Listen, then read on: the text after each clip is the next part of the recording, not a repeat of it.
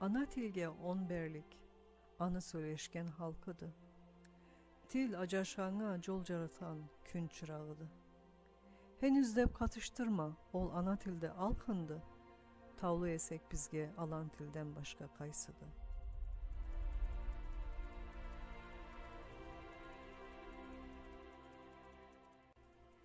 Düşüneyik bir bellavlanı kaysı tilde tınladık.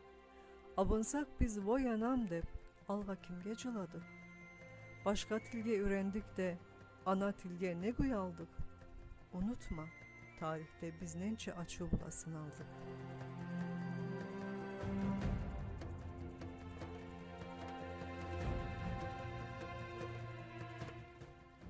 Tavça söyleşken ya başka tilde cevabımız, kayda tilge iyelik, kayrı barat ahırımız, biz tavlubuz terendi tarihte sıylı tamırımız, unutsak tili bizni başalığa katışırık biz.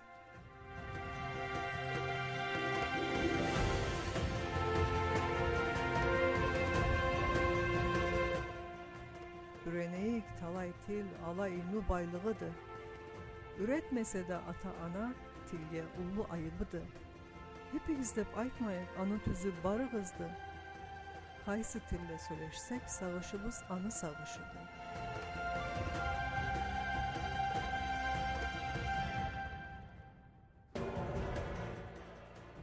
Til ölse birgesine öledi sağlay atları. Ol tilde künlü tuğanı, culduzları, çamları. Ölmesinle ol tilde kuşları, emnazmuları. Canı vardı ana tilinin, halk bula birgedi kadarı.